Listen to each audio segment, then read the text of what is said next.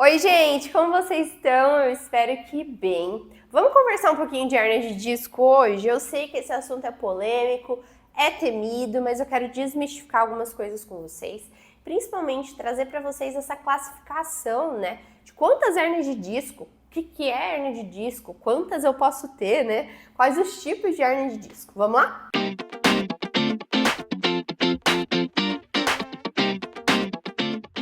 Então, eu quero que, no primeiro momento, passar para vocês uma parte anatômica do que é o disco intervertebral. Mesmo que você seja uma pessoa leiga na área da saúde, que pegou seu diagnóstico aí no exame de imagem, hernia de disco, está aqui procurando uma resposta, é importante que você conheça sobre a anatomia para você entender o que está acontecendo dentro do seu corpo e te dar uma visão geral e melhor do que está acontecendo. A coluna, ela foi feita para absorver impactos e se movimentar. Uma coluna que não absorve impactos e não se movimenta é uma coluna que vai ter problema. Então, nossa coluna ela foi feita para dobrar, estender, rodar, inclinar. Esses movimentos são movimentos funcionais. Para que esses movimentos funcionais aconteçam, nós precisamos ter esse deslize de vértebras, esse movimento entre uma vértebra e outra, que é proporcionado pelo disco intervertebral. Então, o disco intervertebral, ele é cartilaginoso, gelatinoso, fibroso. Então, ele não é uma estrutura igual a gente ouve muito por aí falando que é igual um babalu, molinho, levinho, que soltou uma carga, explodiu e deu todo esse problema em você. Não. O disco intervertebral é muito forte, muito forte. Então, não é uma coisinha, uma carguinha que você foi lá e fez e saiu um disco, saiu. A gente imagina, né, voando, igual o disco voador mesmo. Mas não é isso, fica tranquilo. O nosso disco intervertebral, principalmente o das vértebras lombares, eles são muito fortes mesmo. E é normal que ao longo da nossa vida a gente encontre deformações, tanto nas curvaturas da coluna, como na composição do disco, na altura do disco e do jeito que esse disco está entre as vértebras. Porque nós estamos vivendo, gente, né? Então nós estamos vivos, felizes, com saúde aí, e por causa disso nós trabalhamos, nós corremos, nós nos exercitamos, nós pegamos nosso filho do chão, nós estamos fazendo 1 milhão de coisas e para isso nossa coluna se movimenta.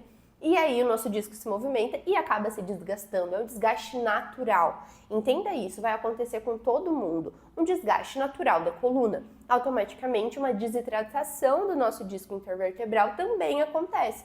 Isso é natural, ok? Combinado assim, é natural encontrar muitas vezes hérnias de disco que não são nem sintomáticas, mas isso a gente já vai falar mais pra frente.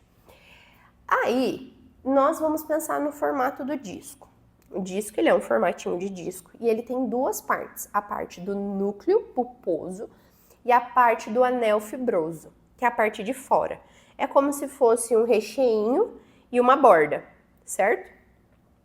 O disco, a parte de dentro dele, que é o núcleo, qual é a classificação desse disco, né? Quando ele entra nesse processo de herniação. Tem a protusão. A protusão discal é quando esse núcleo lá dentro, ele começa a querer expandir para fora, empurrar esse anel fibroso.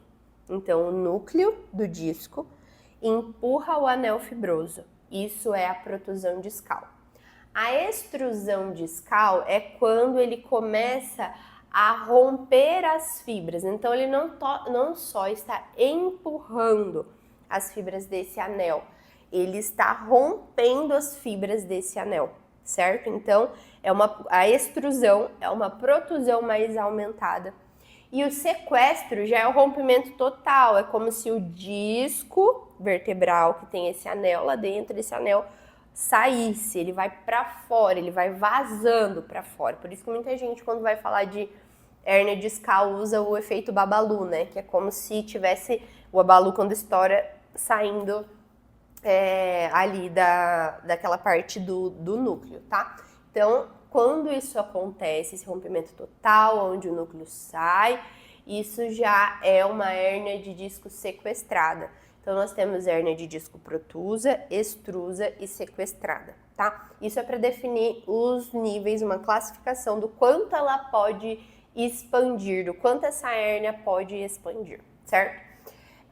Quanto mais ela se expande, então o que a gente espera é que numa hérnia sequestrada, por exemplo, que é quando ela está mais expandida, está mais para fora dali das vértebras, né? Então quando ela sequestra, ela rouba espaço. O espaço que primeiramente ela rouba é o espaço do canal nervoso, do canal onde passa a raiz nervosa. Então, vértebra, vértebra. Das vértebras estão saindo raízes nervosas, que são o começo dos nervos. Raiz é o começo da árvore e a raiz nervosa é o começo dos nervos. Então, quando ela toca, ela pode gerar incômodos. Eu digo pode porque nós temos hérnia de discos sequestradas que não geram sintoma nenhum. E nós temos hérnias de disco protusas que a gente pensaria, nossa, não aconteceu nada ali, né? De pessoas que são extremamente sintomáticas, certo? Por que eu tô dizendo isso? Justamente para desmistificar para você em relação à hérnia de disco. Porque muitas pessoas acham que tem hérnia de disco, tem dor, tem hérnia de disco. Tem muita gente. Se a gente for fazer um check-up geral na população, aí a gente encontra muita hérnia de disco e não encontrar, consequentemente, pessoas com dor lombar só porque tem hérnia de disco. E tem pessoas que têm muita dor lombar e não tem hérnia de disco.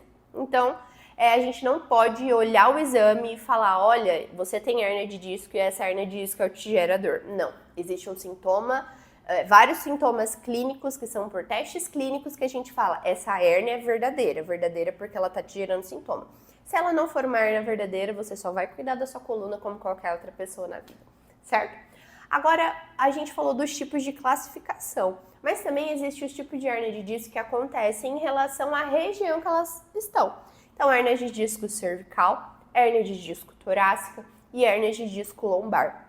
As hérnias de disco cervical e lombar, elas acontecem por conta da curvatura, elas são muito mais frequentes do que a torácica, porque nós temos a curvatura, se a gente se olha de lado, a lordose, nós temos a lordose cervical e a lordose lombar. Essa curvatura é muito mais propensa a que o disco seja empurrado para fora. Eu vou falar assim, para ficar mais fácil de vocês entenderem, mas não quer dizer que favorece não. Nossa coluna precisa dessa curvatura para esse achatamento, esse efeito mola que a gente tem nas costas, tá? Na nossa coluna. Mas essa curvatura, ela é mais propensa a isso. Tanto o excesso dela quanto a falta dela, certo? Então, pessoas que têm falta da lordose lombar, falta da lordose cervical, também desenvolvem hérnias de disco. Então, a gente tenta sempre manter o meio do caminho, né? Nem de mais, nem de menos. Então, a gente pode encontrar hérnias com muito mais facilidade nas lordoses do que na cifose torácica. Não é comum, mas se encontra também, tá bom? Ficou claro, ficou mais esclarecido para vocês o assunto da hérnia de disco? Eu espero que sim. E é isso, já envia para aquele vídeo para aquela pessoa que está preocupadíssima, para que ela se tranquilize e procure cuidar da sua coluna da melhor forma. Até a próxima!